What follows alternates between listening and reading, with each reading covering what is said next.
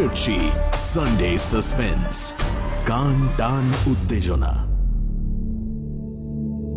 Sunday suspense ক্লাসিক্সে আজ শুনবেন সুনীল গঙ্গোপাধ্যায়ের লেখা গল্প ছোট মামার ব্যাপারটা।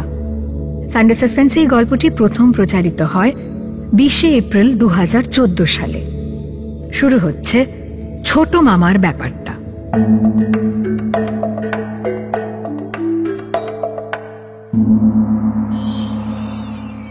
ছোট মামা আড়ষ্ট গলায় বললেন, ওই দেখ নীলু।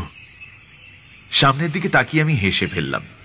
একটা খুবই নিরীহ চেহারার কুকুর, একদম নেড়ি কুত্তা যাকে বলে, রোগা, লম্বাটে, মুখখানা ভিতু ভিতু। এই কুকুরটাকে দেখেও ছোট মামার ভয়। অথচ মজা এই যে ছোট মামার জানোয়ারে ভীষণ ইন্টারেস্ট। যদি সেটা খাঁচার জানোয়ার হয় তাহলে আরো বেশি। এখনো এই বয়সে প্রতি মাসে একবার করে চিড়িয়াখানা যাওয়া চাই। গ্রামের রাস্তা কাদায় একেবারে চটপটে, দুপাশে মাঠ, মাঝখান দিয়ে উঁচু রাস্তা। প্রত্যেক বছরই বোধহয় রাস্তাটায় নতুন মাটি ফেলা হয়, আর বর্ষার সময় সেই মাটি আস্তে আস্তে গলে ধুয়ে যায়। গরুর গাড়ি ছাড়া এ রাস্তায় কিচ্ছু চলে না। যখনকার কথা বলছি তখন আমার বয়স 19 আর ছোট মামার বয়স 35। ছোট মামার ছিপছিপে লম্বা চেহারা, চোখে সোনালি ফ্রেমের চশমা, সাদা ধুতি পাঞ্জাবি ছাড়া কখনো কিচ্ছু পড়তেন না। অদ্ভুত বইয়ের নেশা। ঠিক পছন্দ মতো বই পেলে তা নিয়ে ছোট মামা সারা দিন ভুলে থাকতে পারেন। আর জানোয়ারের বই হলে তো কথাই নেই, নাওয়া খাওয়ার কথাও মনে থাকে না। সেদিনটার কথা আমি কোনোদিন ভুলব না। মুর্শিদাবাদ জেলার সালার নামের এক রেল স্টেশনে নেমে আমরা দুজনে যাচ্ছিলাম 7 মাইল দূরে এক নবাব বাড়িতে। আসল নবাব নয়, তাদেরই হয়তো দূর সম্পর্কের কোনো আত্মীয়, কিংবা অনেক ছোটখাটো মুসলমান জমিদারদেরও লোকে নবাব বলতো। যেমন অনেক হিন্দু জমিদারের বাড়িকেই লোকে বলতো রাজবাড়ি। এই নবাব বাড়িতে অনেক পুরনো বই আছে শুনেছিলাম। আগেকার দিনে নবাবরা চিতাবাঘ টিতাবাঘ পুষত, তাই ছোট মামার বিশ্বাস এ বাড়িতেও জানোয়ারের বই থাকা আশ্চর্য নয়। আমরা যাচ্ছিলাম সেই বইয়ের খোঁজে। গরুর গাড়ি ছাড়া এই 7 মাইল পথ যাবার আর কোনো ব্যবস্থা নেই, অন্তত তখন ছিল না। গরুর গাড়িটা আমার খুব একটা পছন্দ নয়। ছোট মামাও বলেছিলেন, ফেরার সময় বইপত্র নিয়ে তো গরুর গাড়িতে আসতেই হবে, চল এখন হেঁটে যাই। পথের মধ্যে সেই কুকুর। গ্রামের রাস্তায় এরকম একটা দুটো কুকুর তো থাকবেই। ছোট মামাকে নিয়ে বাইরে বেরোনোর এই এক মুশকিল। ছোট মামা যেমন কুকুরটাকে দেখে ভয় পেয়েছেন, কুকুরটাও সেই রকম আমাদের দেখে ভয় পেয়ে থমকে দাঁড়িয়েছে। ছোট মামা বললেন, নীলু নীলু, কুকুরটাকে তাড়া তাড়া। আমি বললাম, ও কিচ্ছু করবে না, আমরা এগোলেই ও সরে যাবে। পাগলা কুকুর হতে পারে, দেখছিস না ল্যাজ ঝোলা। আরে ভয় পেলে সব কুকুরেরই ল্যাজ ঝুলে যায়, জিভ বার করে আছে, হাঁপিয়ে গেছে বোধ হয়। আরে কুকুর জিভ বার করে দম নেয়, কুকুরে কামড়ালে জলাতঙ্ক হয় জানিস। নেড়ি কুত্তা কামড়ালেও হয়, বুলডগ কামড়ালেও হয়। কুকুরের ব্যাপারে আমিও যে খুব একটা সাহসী তা নয়। অনেক জায়গায় খুব বড় সাইজের অ্যালসেশিয়ান, গ্রেট ডেন বা ডোবারম্যান জাতীয় কুকুর দেখলে আমারও বুক ধরফর করে। কিন্তু একটা রোগা নেড়ি কুত্তা খুব কাছে এলে ওকে তো একটা লাথি মেরেও হটিয়ে দিতে পারবো। আমি বললাম, এই যা যা। কুকুরটা খুব আস্তে ঘেউ করে উঠল। সেটা ঠিক রাগের ডাক নয়, যেন ভয়ে ভয়ে কোনো অনুরোধ জানাচ্ছে।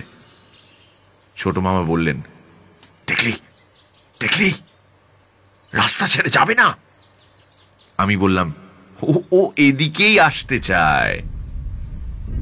আকাশে কালো মেঘ, রাস্তার দুপাশের ধান খেতে খুব গাঢ় সবুজ রঙও পাল্টে গেছে। যে কোনো সময় বৃষ্টি আসতে পারে, আমাদের তাড়াতাড়ি যাওয়া দরকার।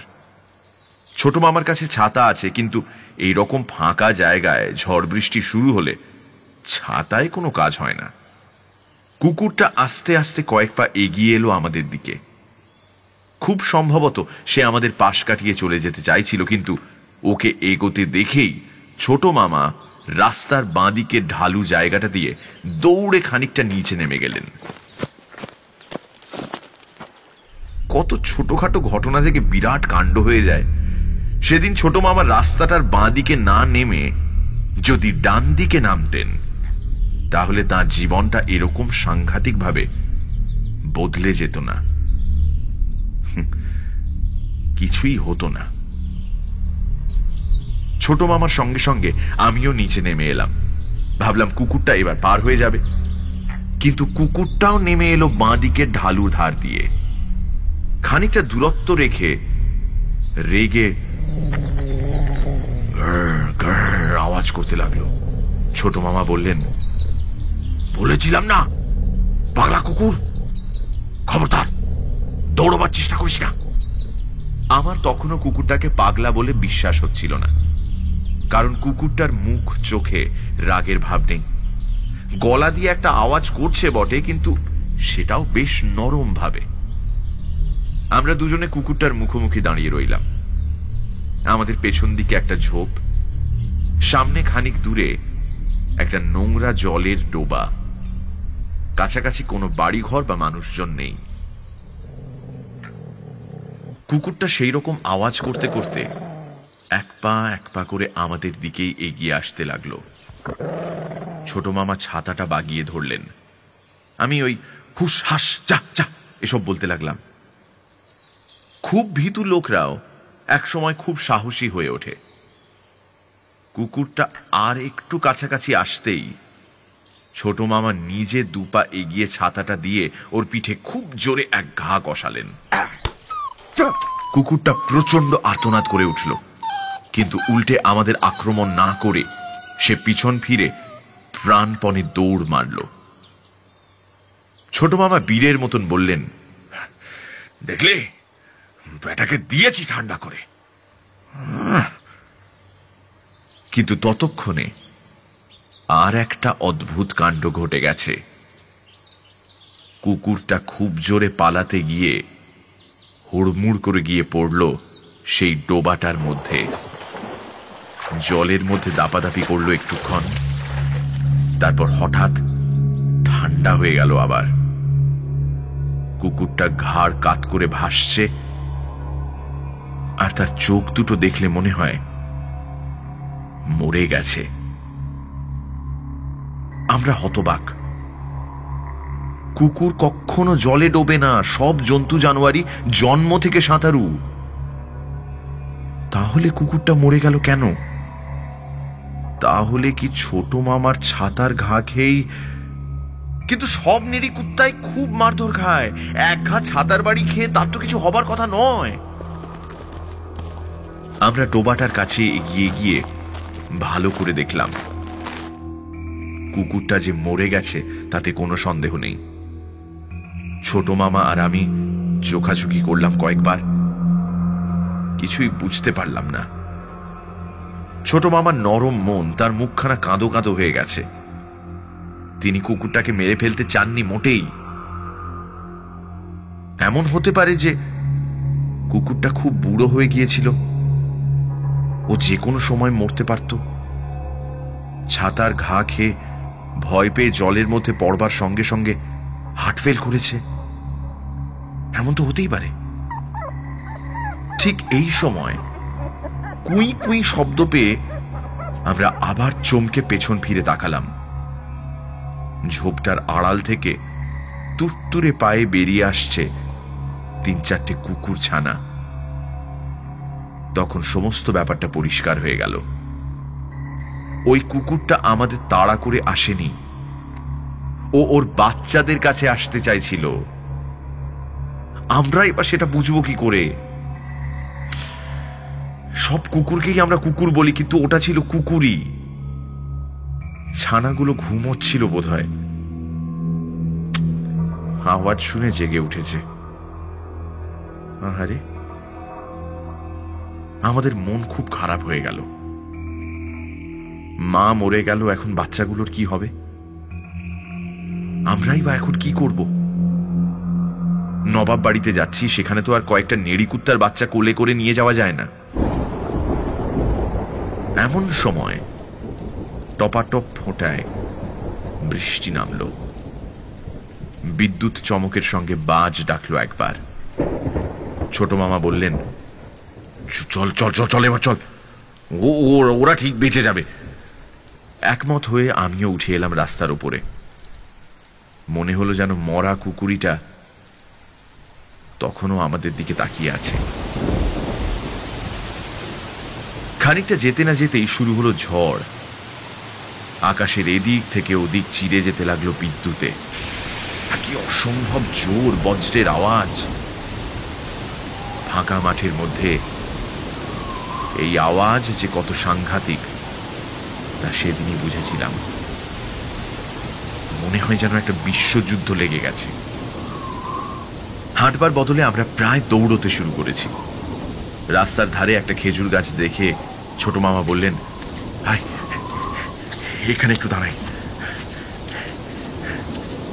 আমি বললাম, না, এখনো জোরে বৃষ্টি নামেনি, আরে কোনো গ্রাম টাম পাওয়া যাবে ঠিক, চলো না। সঙ্গে সঙ্গে বিরাট জোরে একটা বাজ পড়ল। আমি চোখ বুজে কান ঢেকে দাঁড়িয়ে পড়লাম। একটু পরে চোখ মেলে দেখি ছোট মামা খেজুর গাছটার কাছেই মাটিতে লুটিয়ে পড়ে আছেন, আর গাছটার রং হয়ে গেছে কালো। আমার বুকের মধ্যেও যেন একটা বাজ ডেকে উঠল। বজ্রপাতে মানুষ মরে যাবার কথা শুনেছি, তবে কি তাই হলো? ছুটে গেলাম ছোট মামার কাছে, পিঠে হাত রেখে বললাম, ছোট মামা, ছোট মামা। ছোট মামা চোখ মেলে বললেন, কি কি? আমি একটা মস্ত বড় নিঃশ্বাস ফেললাম। আমার মাথায় যেন ঠান্ডা বাতাস লাগলো। এত ভয় পেয়ে গিয়েছিলাম আমি। ছোট মামা, তোমার কিছু হয়নি তো? না তো, আমি রাস্তায় শুয়ে আছি। কেন? পা পিছলে পড়ে গিয়েছিলে বোধ হয়। তুমি উঠতে পারবে? হ্যাঁ, কেন পারবো না কেন?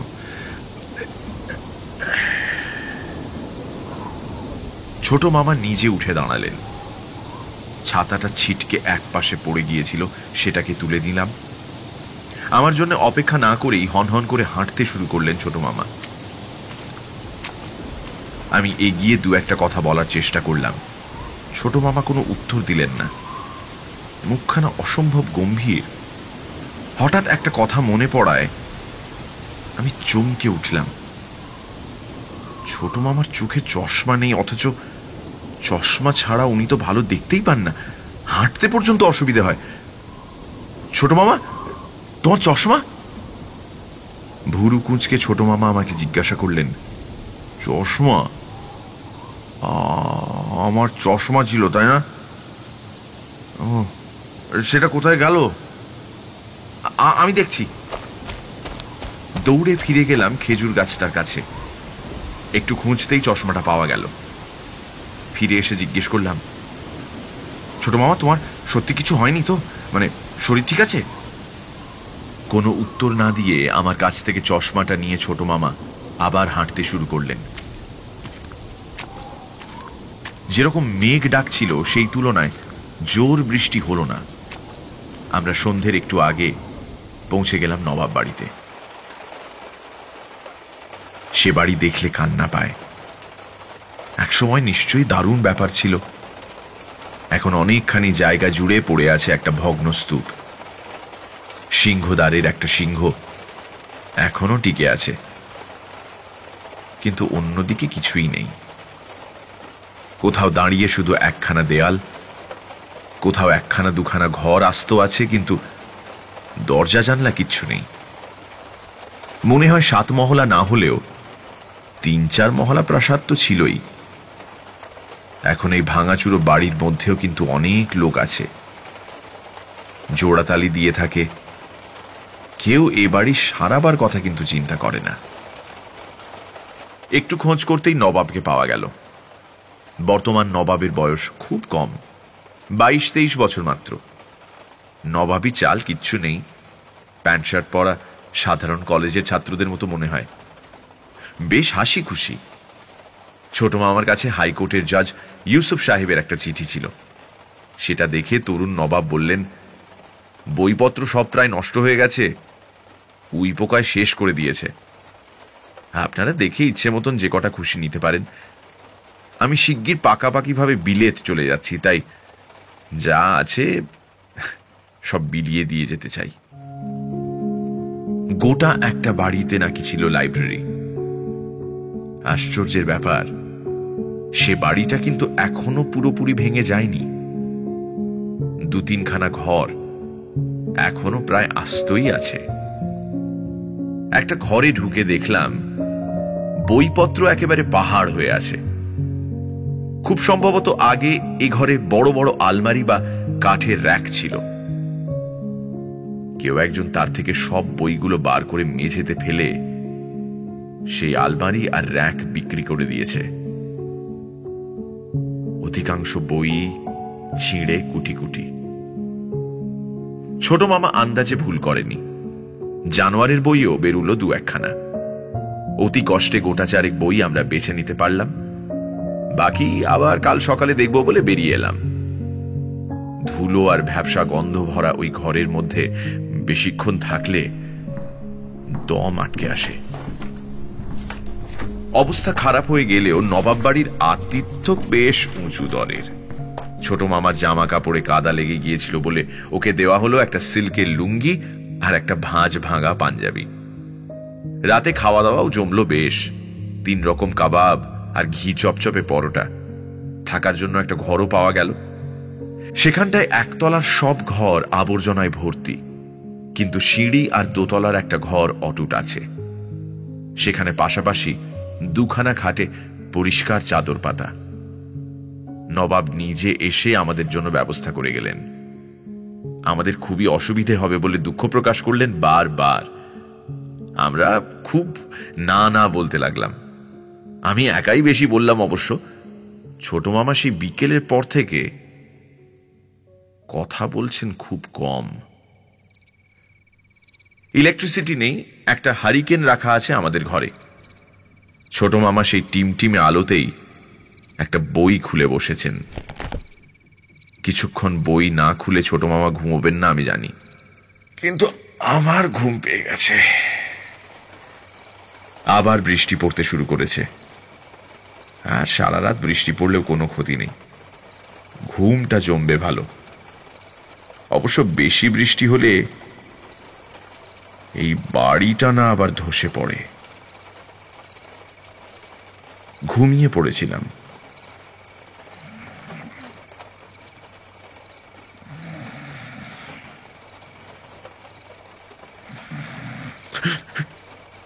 হঠাৎ একটা বিশ্রী শব্দে ঘুম ভেঙে গেল।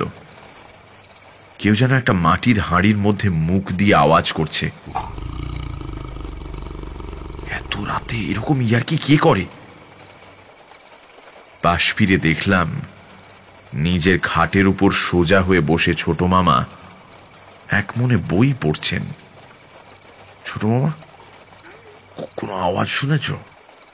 ছোট মামা শুধু আমার দিকে একবার তাকালেন, কোনো উত্তর দিলেন না। পড়ার সময় ডিস্টার্ব করা পছন্দ করেন না ছোট মামা। আমি ভাবলাম তাহলে ঘুমের মধ্যে নিশ্চয়ই আমিই ভুল শুনেছি। পাতলা ঘুমের মধ্যে এরকম অনেক অদ্ভুত আওয়াজ শোনা যায়। আবার চোখ বুজলাম, কিন্তু কিসের যেন একটা গন্ধ পাচ্ছি। খুব খারাপ গন্ধটা, অথচ একটু চেনা চেনা। যাই হোক, ঘুমোবার চেষ্টা করলাম জোর করে। ওদিকে গন্ধটা যেন বেড়েই যেতে লাগলো। এবার চিনতে পারলাম, ছোট মামার সঙ্গে চিড়িয়াখানায় গেছি কয়েকবার। সেখানে বাঘ সিংহের খাঁচার সামনে এরকম গন্ধ পাওয়া যায়। সেই রকমই বোটকা গন্ধ। তখন মনে হলো একটু আগে যে আওয়াজটা শুনেছিলাম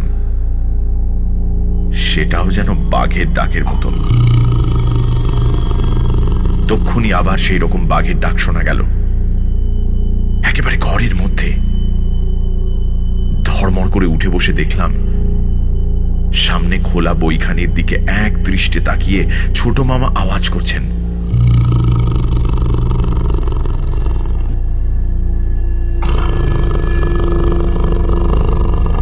অবিকল বাঘের মতন। ঘরটাতে অসম্ভব গন্ধ। ভয়ে আমার হাত পা ঠান্ডা হয়ে এলেও আমি ডাকলাম, ছোট মামা, ছোট মামা। ছোট মামা ডাক থামিয়ে আমার দিকে তাকালেন। একদম অন্যরকম মুখ, অসম্ভব হিংস্র, আর ওই গলা দিয়ে আওয়াজ বেরুচ্ছে। ছোট মামার বদলে অন্য কোনো লোক হলে আমি কি করতাম জানি না, কিন্তু ইনি তো আমার নিজের ছোট মামা। খাট থেকে লাফিয়ে উঠে ছোট মামাকে ধাক্কা দিয়ে বললাম, ছোট মামা, ছোট মামা, কি হয়েছে? তোমার কি হয়েছে? তাকিয়ে দেখলাম ছোট মামার সামনে খোলা বইটাতে একটা বাঘের ছবি। কিছু না ভেবেই আমি বইটা বন্ধ করে দিলাম। আর ছোট মামাও অমনি সাধারণ গলায় বললেন, কই কিছু হয়নি তো, তুই অমন করছিস কেন? হ্যাঁ, তুমি ওরকম শব্দ করছিলে কেন? ঘরে কিসের গন্ধ? কই কিছু না তো, আমি তো কোনো গন্ধ পাচ্ছি না। আমি ভয়ে ভয়ে খাটের তলা দেখলাম, কিন্তু দোতলার ওপর খাটের নিচে তো বাঘ লুকিয়ে থাকতে পারে না। আওয়াজটা ছোট মামাকেই করতে দেখেছি। ছোট মামা আমার সঙ্গে ইয়ার্কি করছেন না মাথা খারাপ হয়ে গেছে? ছোট মামা হাই তুলে বললেন, আমিও এবার শুয়ে পড়ব। হারিকেনটা কমিয়ে রাখা হলো খাটের পাশে। ছোট মামা একটু পরে জিজ্ঞেস করলেন, হ্যাঁ রে নীলু, কুকুরটাকে কি আমি মেরে ফেললাম? হ্যাঁ? আমি বললাম, না না, অত সহজে কি কুকুর মরে? হয়তো আমার ছাতার গায়ে ওর শির দাঁড়া ভেঙে গিয়েছিল, তাই জলে পড়ে গিয়ে। আমার তো মনে হয় না, ওর নিশ্চয়ই মরার সময় হয়ে গিয়েছিল। হঠাৎ গলার আওয়াজটা বদলে ফেলে ছোট মামা হুঙ্কার দিয়ে বললেন, বেশ করেছি, বেশ করেছি, মেরেছি। একটা পাগলা কুকুর তেড়ে এলে মারবো না। আমার ছোট মামা বরাবর শান্ত স্বভাবের মানুষ। কোনো দিন এরকম দাঁত খিচিয়ে কথা বলেন না, কিন্তু এসবের চেয়েও আমি বাঘের ডাকটার কথা বেশি চিন্তা করছিলাম। ছোট মামা এরকম বাঘের মতন ডাকতে পারেন? কই কোনোদিন শুনিনি তো আগে। ছোট মামা আমায় ভয় দেখাতে চাইছিলেন? তাহলে বাঘের গায়ের বোঁটকা গন্ধটা পেলাম কি করে? ওটা কি আমি মনে মনে কল্পনা করেছি? গন্ধটা এখনো ঘর থেকে যায়নি পুরোপুরি। রাতে আর কিছু হলো না। সকালবেলা ঘুম থেকে উঠেই ছোট মামা বললেন, চল আমরা এখান থেকে চলে যাই। আমি বাঘের প্রসঙ্গটা একটু তুলতে যেতেই ছোট মামা বললেন, তোর কি মাথা খারাপ হয়েছে নাকি? নিশ্চয়ই স্বপ্ন দেখেছিস, এই মুর্শিদাবাদে বাঘ। হ্যাঁ হ্যাঁ, মুর্শিদাবাদে বাঘ। একটু বেলা হতেই তরুণ নবাব এলেন আমাদের খোঁজ খবর নিতে।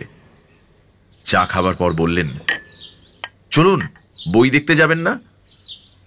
ছোট মামার কোনো উৎসাহ দেখলাম না। বইয়ের ঘরে ঢুকেও ছোট মামা চুপ করে একপাশে দাঁড়িয়ে রইলেন, একটা বইও ছুঁয়ে দেখলেন না।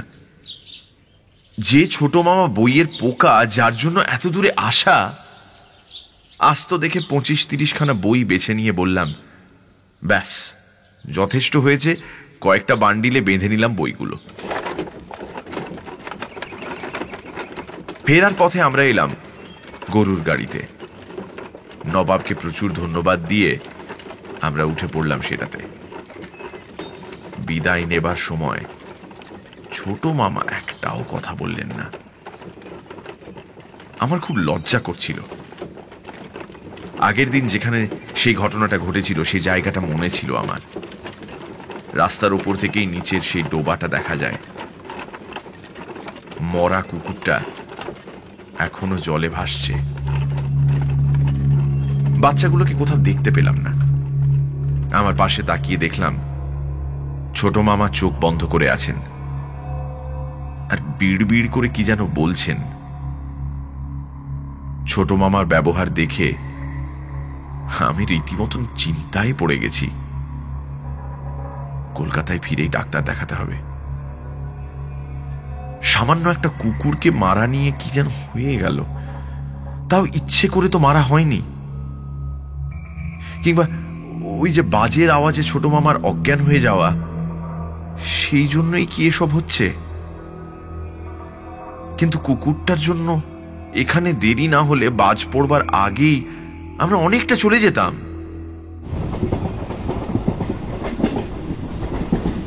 স্টেশনে এসে মিনিট 15-র মধ্যে আমরা পেয়ে গেলাম একটা ট্রেন। উঠে পড়লাম টিকিট কেটে। আমাদের কামরায় খুব বেশি ভিড় নেই। একটাই মাত্র জানলার ধারে সিট ছিল, সেটা ছোট মামাকে দিয়ে আমি বসলাম পাশে।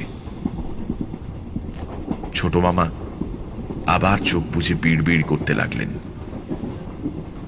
আধ ঘন্টা খানেক বাদে ছোট মামা আবার চোখ মেলে গা ঝাড়া দিয়ে সোজা হয়ে বসলেন আর খুব স্বাভাবিক গলায় বললেন, অনেকক্ষণ বসে থাকতে হবে, দে তো একটা বই পড়ি। আমি খুশি হয়ে তাড়াতাড়ি একটা বইয়ের বান্ডিল খুলতে গেলাম। ছোট মামা অন্য একটা বান্ডিলের দিকে আঙুল দেখিয়ে বললেন, ওর থেকে 3 নম্বর বইটা দে।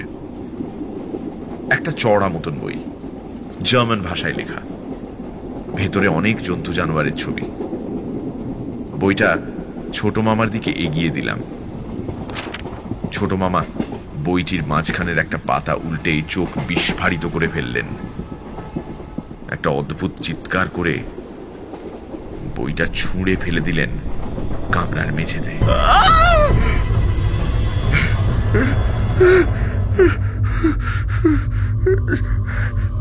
কামরার সবাই আমাদের দিকে তাকালো। আমি জিজ্ঞেস করলাম, কি হলো ছোট মামা? হ্যাঁ, কি হলো? ছোট মামা কুকুরের মতন ঘেউ ঘেউ করে ডেকে উঠলেন। নকল কুকুরের ডাক নয়, ঠিক যেন একটা কুকুর ডাকছে।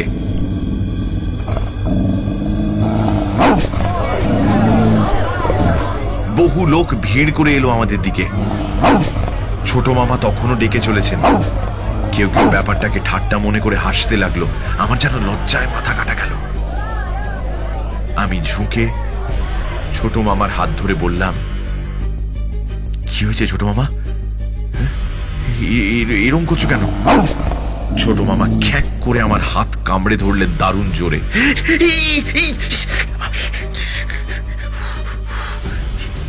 ছোট মামা! অন্য লোকেরা এসে তাড়াতাড়ি না ছাড়িয়ে দিলে ছোট মামা বোধহয় আমার হাতের মাংসই তুলে নিতেন। আমাকে ছাড়বার পরই ছোট মামা অন্যদের কামড়াতে গেলেন। তখন সবাই ছোট মামাকে দমাদম করে মারতে শুরু করলো। এরকম অবস্থায় আমি জীবনে কখনো পড়িনি। আমার কান্না পেয়ে গেল। আমার ছোট মামাকে অন্য লোকেরা মারছে। আমি ঝাঁপিয়ে পড়ে ছোট মামাকে আড়াল করে কাতর গলায় বললাম, ছেড়ে দিন, দয়া করে ছেড়ে দিন, আমার ছোট মামাকে ছেড়ে দিন। ছোট মামা, ছোট মামা, তোমার কি হয়েছে ছোট মামা? ছোট মামা! ছোট মামা তখনই আবার স্বাভাবিক গলায় বললেন, কি হয়েছে রে নীলু? লোকগুলো এমন খেপে গেল কেন? একজন লোক মাটিতে উল্টানো বইটা তুলে এনে দিল আমার হাতে। খোলা পাতাটায় একটা কুকুরের ছবি। অনেক লোক তখনও বলতে লাগলো, নামিয়ে দিন লোকটাকে, নামিয়ে দিন। আমি হাত জোড় করে সকলের কাছে ক্ষমা চাইলাম।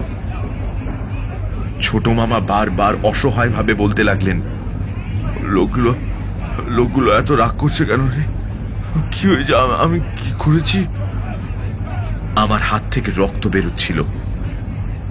আমি সেখানে একটা রুমাল চাপা দিয়ে বললাম, কিছু হয়নি, তুমি চোখ বুজে থাকো। আমাদের কাছাকাছি আর কোনো লোক বসল না।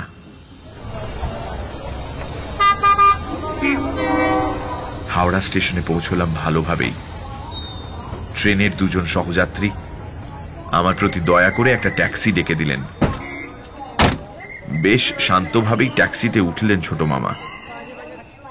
এমনকি লোক দুটিকে নমস্কার করে ধন্যবাদও জানালেন। ট্যাক্সি চলতে শুরু করার পর আমাকে বললেন, বেশ ভালো লোক তোরা, এবার বেড়ানোটা তেমন ভালো হলো না। সকাল থেকে মাথাটা ঝিমঝিম করছিল কেমন যেন। আমি বললাম, রাত্রিরে ভালো ঘুম হয়নি বোধহয়, বাড়ি গেলেই সব ঠিক হয়ে যাবে। তুই ভালো বই এনেছিস তো?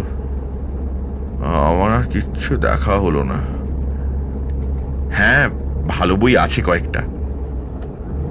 দেখি দে তো। আমি সঙ্গে সঙ্গে বইগুলো আড়াল করে বললাম, না এখন নয়, বাড়িতে গিয়ে দেখবে। ছোট মামা আর জোর করলেন না, বললেন, সত্যি রে, সত্যি আমার বড্ড ঘুম পাচ্ছে, বড্ড ঘুম পাচ্ছে আমার। আমরা তখন থাকি মমিনপুরের কাছে। ট্যাক্সিটা ময়দান পেরিয়ে খিদিরপুরে উঠেছে। সামনে অনেকগুলো গাড়ি। ট্যাক্সিটা চলছে খুব আস্তে আস্তে। হঠাৎ পাশেই একটা ডুমডুম আওয়াজ পেলাম। ছোট মামা চোখ বুজেছিলেন, অমনি আবার চোখ মেলে খাড়া হয়ে বসলেন। আমি দেখলাম আমাদের ট্যাক্সির পাশ দিয়ে একজন বাঁদর নাচওয়ালা চলেছে দুটো বাঁদর নিয়ে। ছোট মামা মুখ দিয়ে দুবার হুপ হুপ করে ঝট করে ট্যাক্সির দরজা খুলে নেমে গেলেন রাস্তায়। তারপর লাফাতে লাগলেন সেই বাঁদর দুটোর পাশে, আর অবিকল একটা গোদা বাঁদরের মতো দাঁত মুখ খিঁচোতে লাগলেন বাঁদরওয়ালার দিকে।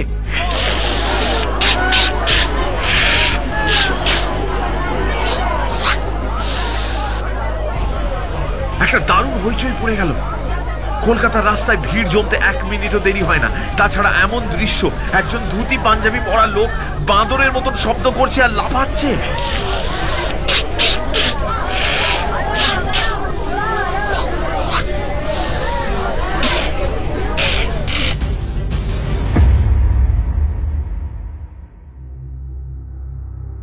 ছোট মামাকে সেখান থেকে উদ্ধার করা হয়েছিল ঠিকই, তারপর তার অনেক চিকিৎসা করা হয়েছে। কোনো ডাক্তার তার মধ্যে পাগলামির কোনো চিহ্ন খুঁজে পাননি, কিন্তু তার পাগলামি দিন দিনই বাড়তে লাগলো। এমনিতে ছোট মামা খুব চমৎকার স্বাভাবিক মানুষ, কিন্তু কোনো জন্তু জানোয়ার দেখলে কিংবা বইতে কোনো জন্তু জানোয়ারের ছবি, এমনকি নামটা দেখলেও তিনি বদলে যান। অমনি সেই জন্তুটির লক্ষণ তার মধ্যে ফুটে ওঠে। কোনো ওষুধে কোনো কাজ হলো না। শেষ পর্যন্ত ছোট মামাকে রাখা হলো মধুপুরের একটা ফাঁকা বাড়িতে। সে বাড়িতে কোনো ছাগল বা বেড়ালও ঢুকতে দেওয়া হয় না। ছোট মামা সর্বক্ষণ অঙ্ক বা জ্যামিতির বই পড়েন। গল্পের বই পড়া একেবারে বন্ধ, কারণ আমি দেখেছি বাংলা বা ইংরেজিতে এমন কোনো গল্পের বই নেই যেখানে একবার না একবার কোনো না কোনো জন্তু জানোয়ারের উল্লেখ থাকে না। একবার একটা বইতে শুধু বিড়ালের মতো সতর্ক এই লাইনটা পড়েই ছোট মামা বিড়াল ডাকতে শুরু করেছিলেন। আমার মনে হয় পশু সমাজের কোনো আলাদা ব্যবস্থা আছে। তারাই কোনো রহস্যময় উপায়ে ছোট মামার উপরে এরকম প্রতিশোধ নিয়েছে। যদিও জানি আমার এই কথা কেউ বিশ্বাস করবে না। অবশ্য মধুপুরে গিয়ে যে কেউ আমার ছোট মামাকে এখনো দেখে আসতে পারে।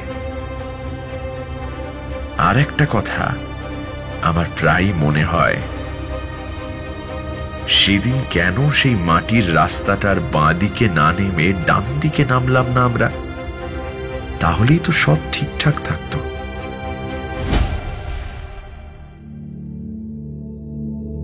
সানডে সাসপেন্স ক্লাসিক্সে আজ শুনলেন সুনীল গঙ্গোপাধ্যায়ের লেখা গল্প ছোট মামার ব্যাপারটা। গল্প পাঠে মীর, শব্দগ্রহণ রিচার্ড, ধ্বনি পরিকল্পনা ও সঙ্গীত দীপক রায়, প্রচার অলঙ্করণ গ্রিনিং ট্রি, সমগ্র পরিকল্পনা ও পরিচালনায় ইন্দ্রাণী।